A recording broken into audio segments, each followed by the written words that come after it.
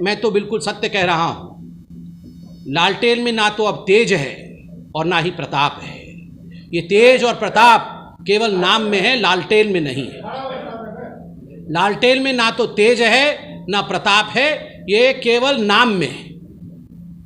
बंधुगण, व्यक्तिगत रूप से पूछा जाए तो बहुत दुख हुआ 4-5 दिन पहले जब रघुवंश बाबू हमारे बीच नहीं रहे।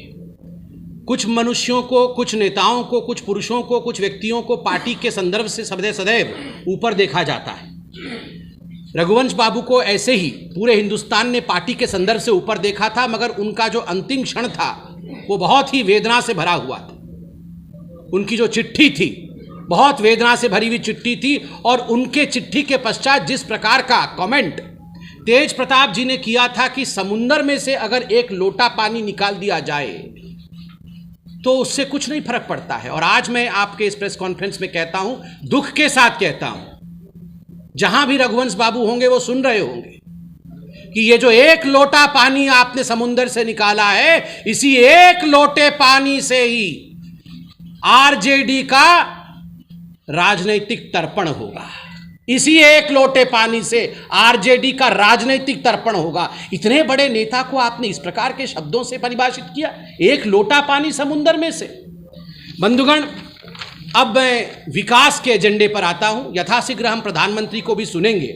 मैं कंपैरेटिव चार्ट बहुत जल्दी रखता हूं आपका। 2005-6 और 2000 ने उनको दिया। जो जनता मुझे आज एयरपोर्ट पे पूछ रही थी कि नीतीश वर्सेस नन, मैंने कहा देखा जाए तो इसको यह भी कह सकते हैं विकास वर्सेस जेल की लड़ाई है। एक तरफ नरेंद्र मोदी और नीतीश कुमार जी हैं और दोनों का ध्येय एक ही है। एक विकास पुरुष हैं, एक विकास बाबू हैं, और दोनों ही चाहते हैं कि हिंदुस्तान आगे बढ़े और बिहार आगे बढ़े। डबल इंजन की सरकार हो, देश भी आगे बढ़े और राज्य भी आगे बढ़े।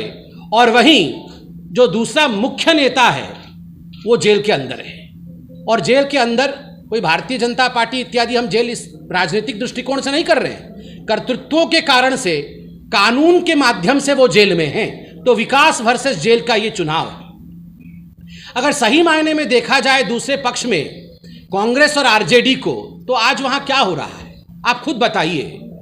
अगर मैं कहूं युवराजों में लड़ाई हो रही है, राजकुमार और राजकुमारियों में संपत्ति को बांटने की लड़ाई चल रही है, तो यह भी अनुचित नहीं होगा। मैं तो दूर दिल्ली में सुन रहा हूं कि यहां भाई भाई की लड़ाई चल रही है, और दिल्ली में तो मैं देख रहा हूं कि कहीं ना कहीं भाई बहन के बीच में अनबन है।